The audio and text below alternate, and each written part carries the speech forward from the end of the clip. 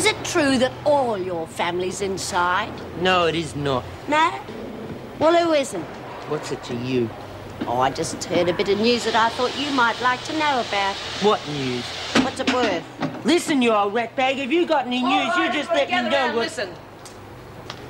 As of now, we're on a hunger strike, and we're staying on it until the screws can get their act together and provide us with adequate medical care. What's that? Look, Phil, get out and spread the word around the building. You get out to the garden, Lizzie, let them know what's going on outside. Make sure they understand that this is a strike and we're all in it together. With any luck, we should end up in the papers and everything. And we should come out of this smelling like daisies if we handle it properly.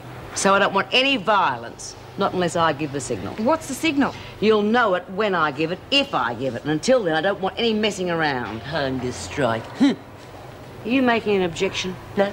No objections. You can do what you like. You're in this too, Nolene. No, not me. I'm getting out in 2 days. I'm not going on no hunger strike. Need to build myself up. And you needn't think you can hurry me into it either, because you can't. I can last the distance. Chicken! Don't worry, I can fix her. I've got a little something here that Nolene might like to know about. I don't think she'll be so sweet on the screws when she reads that, eh, Bea? I reckon you're right, Lizzie.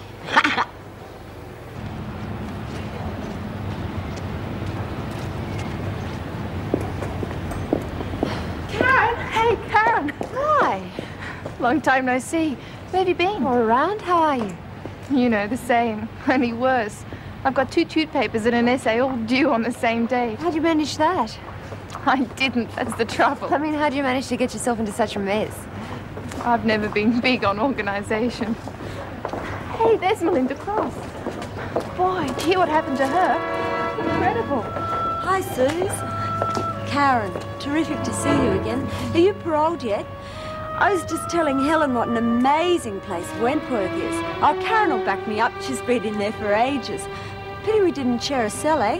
Bet you could tell a few stories.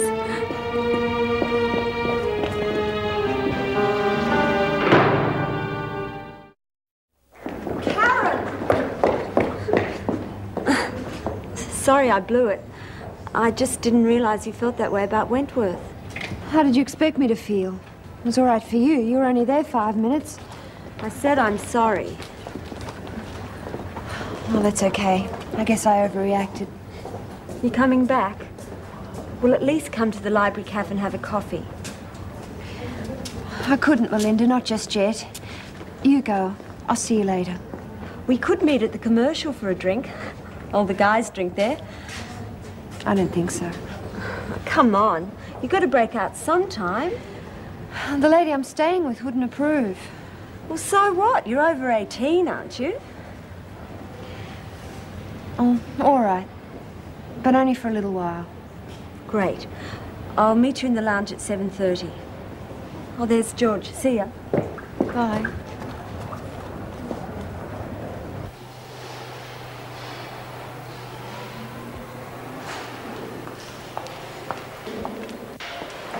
What's going on? Nothing yet. But it feels like the lull before the storm. Where have you been, Burke? To the can, Miss Bennett.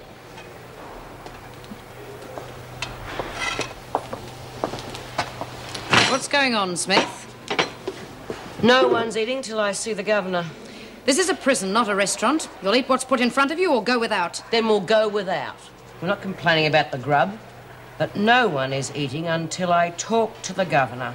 Well, you'll have a long wait. Suit yourselves. What do you think you're doing? Eating my dinner, what does it look like? Well, I'm surprised you're on their side, especially since they just put your kid inside. Ah, pull the other one, will you?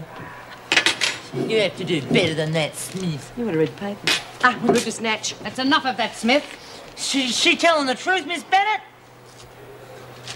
You crummy bitch. Both of you!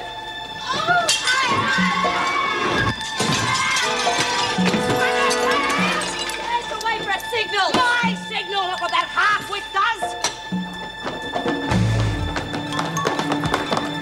Go and tell Mrs. Davidson I'll handle things this end. And sound the alarm. Ring Jim Fletcher.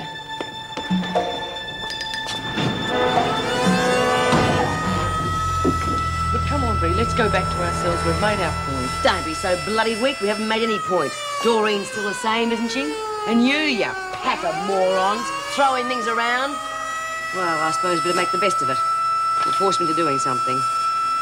Come, we'll barricade ourselves in. Bring those chairs and tables over here. What's going on? There's a riot in the dining room. What do you mean? B. Smith found out about the Burke girl. She promptly told Nolene, who went berserk. Started to throw food, everything. The others followed suit. How did she find out this time? I suppose it's ruined Arlene's parole. Smith was demanding to see you long before this. The women were refusing to eat. Why? Because of Doreen. Oh, I've been expecting something like this. Meg, I don't like to ask, but could you use your influence with Dr. Miller? Persuade him to take a look at Doreen. Look, I've already tried, and he won't listen to me. If things get out of hand, a lot of people could get hurt. All right, I'll see what I can do. Well, use the phone in my office. I'll be in the dining room. What do we do now, B? Sit and wait. Do you reckon this is going to get us a new doctor? Oh, it might. Won't do me any good, though. Why not? I reckon this will be my last go. After this little lot, they'll transfer me for sure. Oh, but that's not fair. We're all in this together. They can't just pick on you, love. You reckon?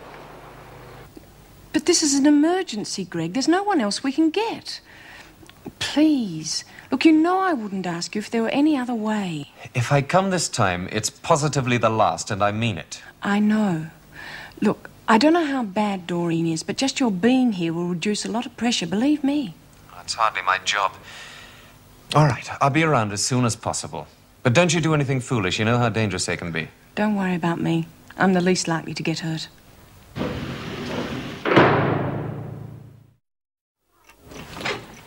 Hi, Karen. There you are. Look, would you mind giving me a hand, dear? If you wouldn't mind polishing those glasses over there with a tea towel, would you? Winnie Robertson's coming to tea. She's a perfectly marvellous woman, but very particular. You could eat off her floor. So I want everything to be nice. Winnie runs the social services committee at the church. Oh, Karen, look, don't leave your books all over the place, my dear. I want things to be tidy. Right? Yes, I'm sorry. All right. Look, I won't be home for tea tonight. I've got to meet some friends from the uni. But you've been there all day, and I've already made the tea. Yes, I know. I said I'm sorry. Anyway, you'd enjoy talking to your friend better without me hanging around. Oh, look, she's coming specially to talk to you, Karen. She's interested in rehabilitation, you see. As a matter of fact, she's had some very great success with some very difficult cases. No, you like her. She's a very popular woman. But I've made other arrangements. Well, you'll just have to change them then, won't you? This is no hotel, you know, you can just come in and out of without so much as a buy your leave. You could have told me that you wouldn't be here for tea. But I am responsible for you, you know, Karen. And I've made these arrangements specially for you. It'll be nice for you to meet some decent people. But just this morning you told me I should get out more. That's well, Karen, you could stay in just for one night. Ring them and put them off. I don't know how to contact them, honestly. Why were you going, then? To the commercial. It's a pub near the uni. Oh, a pub, Karen. How could you? Oh, look, that'll be her. Now, look, not a word about that pub, right? Right. Coming! Oh, Winnie, come in. Go right in, will you? Yes. Winnie, this is Karen, the girl I was telling you about. And Karen, this is Miss Robertson. Good evening.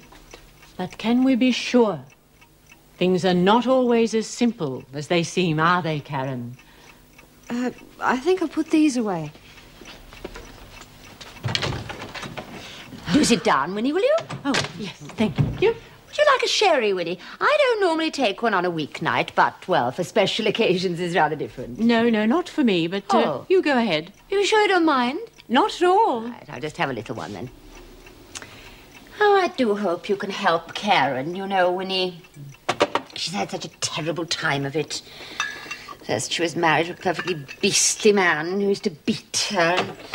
And then I suppose he must have made her rather crazy because, well, you know, just imagine being thrown into that ghastly prison, having to mix with those awful types.